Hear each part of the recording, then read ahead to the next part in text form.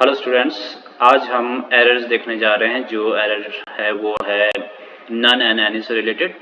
इसी तरह मैंने पिछले कुछ वीडियो बनाए हैं, जैसे ईच एंड एवरी से रिलेटेड एरर्स हैं और ईदर और नीदर से रिलेटेड एरर्स हैं। लेकिन आज का ये वीडियो होने वाला है based on none and any. इसमें कौन कौन से क्वेश्चन और कैसे कैसे आते हैं, आइए देखते हैं वन बाय वन। तो पहला क्वेश्चन है, did you meet any of the friend in the market? और इसका आंसर होने वाला है did you meet any of the friends in the market. तो आइए देखते हैं कि दोनों में अंतर क्या है। तो पहला जो क्वेश्चन है उसमें ये वर्ड्स सिंगुलर फॉर्म में है, लेकिन इसका जो आंसर में है ये नाउन प्लूरल फॉर्म में लिखा गया है, और यही हमारा यहाँ पर ये वाला ये हमने करेक्ट किया है और ये हमारा एरर है इसमें। तो ये एरर क्यों है, मैंने पिछले वीडियो में आपको समझाया है जो ईच एंड एवरी नीदर इधर वाले में, कि जब भी प्रेपोजिशन के बाद में जो भी नाउन प्रनाउन आता है वो सिंगुलर में होना, मतलब प्लूरल में होना चाहिए, लेकिन यहाँ पर सिंगुलर है। तो और इसको करेक्ट करते हुए हमने आंसर में क्या लिखा, जब प्रेपोजिशन ऑफ आया तो हमने इसको प्लूरल कर दिया। अब इसका कारण भी मैंने आपको कई बार बताया है, अभी भी मैं आपको समझाता हूँ। इसका कारण ये है कि हम कुछ ऑप्शन में से सिलेक्शन की बात होती है। जब भी प्रेपोजिशन ऑफ लगता है उसके बाद में जो आने वाला नाउन प्रनाउन होता है वो सिलेक्शन के लिए लगता है, वो ऑप्शन के लिए होता है। क्योंकि कुछ एक रहेंगे, प्लूरल में रहेगा, तभी हम उनमें से किसी एक चीज की या व्यक्ति की बात करेंगे। यहाँ पर किसी भी नहीं की, मतलब कोई भी नहीं की बात कर रहे हैं, यानी कि एनी का मतलब होता है कोई भी नहीं, है ना। तो कुछ ऑप्शन हमारे हाथ में होगा तभी हम उसमें से बात करेंगे, इसीलिए यहाँ पर वो प्लूरल में होना जरूरी होता है। यहाँ पर सिंगुलर था तो इसलिए ये गलत था। So the correct answer will be did you meet any of the friends in the market.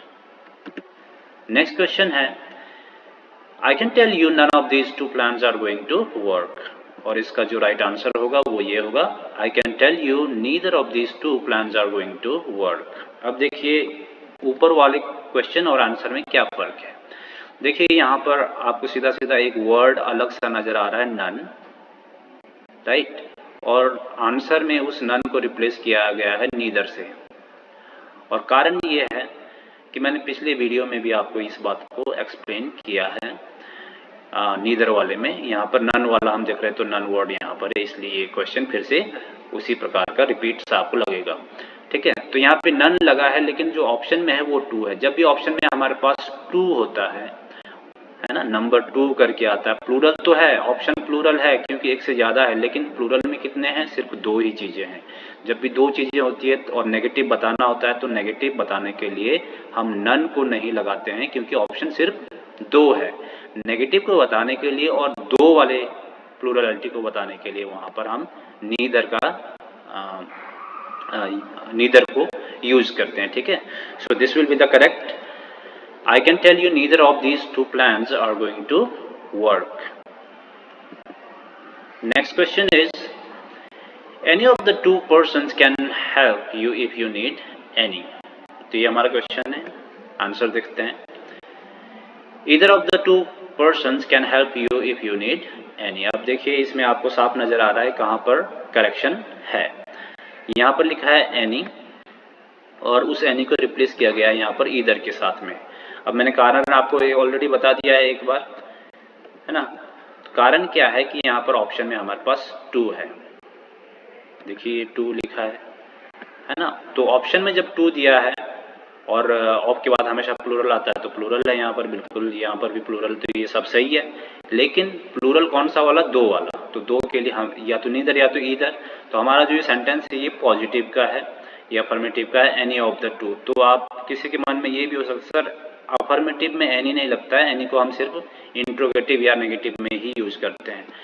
तो जिन लोगों को नहीं पता है, मैंने एनी के ऊपर एक और वीडियो बनाया है, एनी और सम के बीच में, जिसमें मैंने एकदम डिटेल में बताया है कि एनी का यूज अफर्मेटिव सेंटेंस में भी होता है। तो वाला वीडियो आप देख लेना तो आपको समझ आएगा कि एनी अफर्मेटिव में भी यूज होता है। तो ये सेंटेंस हमारा अफर्मेटिव है और अफर्मेटिव में हम ईदर का यूज करते हैं दो वाले ऑप्शन के लिए, लेकिन नेगेटिव में हम नीदर का यूज करते हैं, क्योंकि यहाँ पे नन था, नन का मतलब नेगेटिव, और उसको नीदर के साथ रिप्लेस किया गया है। ठीक है, so the right answer will be either of the two persons can help you if you need any.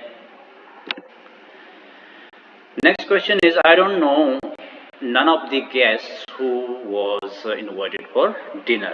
देखिए इसमें इसका आंसर देख लेते हैं. I don't know any of the guests who was invited for dinner. देखो दोनों में क्या चेंजेस है. ये आपको जो वर्ड है ये नन आपको निचले जो आंसर वाला सेंटेंस है इसमें आपको नहीं मिलेगा, रिप्लेस हो गया है एनी से. कारण ये है क्योंकि यहाँ पे आपको डोंट दिख रहा है और नन भी नेगेटिव होता है और डोंट भी नेगेटिव होता है.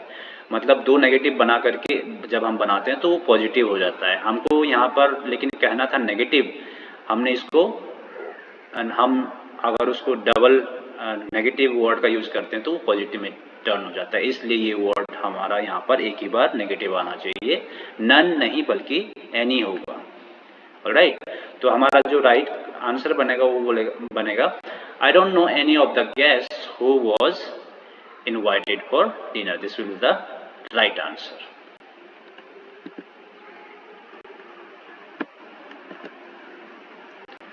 Next question is, none of us were aware of the mistakes we made. And the right answer is, none of us was aware of the mistakes we made. अब यहाँ पर आपको क्लियरली दिखाई दे रहा है वर्ब का प्रॉब्लम है ना, क्योंकि जब भी ऑफ आता है उसके बाद प्लूरल आती है तो प्लूरल आ गया है. लेकिन ये जो नन लगा है ना, नन ये सिंगुलर लेता है, वर्ब हमेशा सिंगुलर लेगा और नन प्लूरल भी लेता है. उसको मैं आगे के क्वेश्चन में समझाऊंगा. लेकिन यहाँ पर जो नन है वो सिंगुलर लेगा क्योंकि इसके बाद जो प्रेपोजिशन आया है उसके बाद जो ऑब्जेक्ट आया है, फिर उसके बाद बात हो रही है इसी सब्जेक्ट. तो यहाँ का इस सेंटेंस का जो सब्जेक्ट है वो नन है, अस नहीं है. तो वॉज हमारा सही आंसर होगा, ना कि were. So here the option were was incorrect. Alright, next question. None of the friends that I have here come to meet me. और इसका आंसर है none of the friends that I have here come to meet me. यहाँ देखिए, none of the friends that I have here come to meet me. None of the friends that I have here comes to meet me. देखिए मैंने आपको already बताया जो यहाँ पर problem है वो किसका है, वर्ब का. जैसे ऊपर वाला सेंटेंस में हमने देखा वैसे ही इसमें भी है. ये हमारा होना चाहिए था कम्स, क्योंकि नन क्या है यहाँ पर सिंगुलर है, सिंगुलैरिटी को बता रहा है. लेकिन यहाँ पे प्लूरल करके इसको जो वर्ब हमारा प्लूरल है ये यहाँ पर नहीं होना चाहिए था. Right, so the right answer will B comes. ठीक है, क्योंकि नन के बाद जब भी ऑब्जेक्ट आता है वो सिंगुलर में ट्रीट होता है. सिंगुलर सब्जेक्ट और सिंगुलर सब्जेक्ट होता है और सिंगुलर वर्ब साथ में आती है. Next sentence is, there are many football players who fell down badly during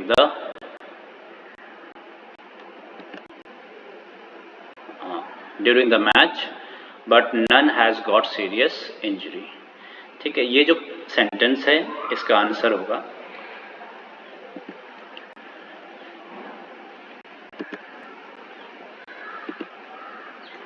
there are many football players who fell down badly during the match but none have got serious injury. अब मैं इस sentence में आपको एक चीज को बताना चाहता हूँ, समझाना चाहता हूँ. जो नन है ये जब सब्जेक्ट बना होता है और उसके साथ में प्रेपोजिशन ऑफ लगता है तो ये सिंगुलर होता है, हमेशा याद रखना. ठीक है, तब ये सिंगुलर होता है. लेकिन जब ये नन सब्जेक्ट का काम करे लेकिन वो सेंस पे ध्यान रखना है. ठीक है, जैसे इसमें ये यहाँ पर बात कर रहा है, खुद सब्जेक्ट की बात कर रहा है और यहाँ पर ऑफ लगा है प्रेपोजिशन. लेकिन यहाँ पर आप देखेंगे अगर इस सेंटेंस में तो नहीं लगा है. There are many football players who fell down badly during the match but none. None के बाद ऑफ नहीं लगा है ना. तो यहाँ पर जैसे नन है यहाँ पर ऑफ नहीं लगा है. और इस केस में बात हो रही है किसकी, फुटबॉल प्लेयर्स की. तो ये प्लूरल है, ये जो हमारा फुटबॉल प्लेयर है ये क्या है, प्लूरल है.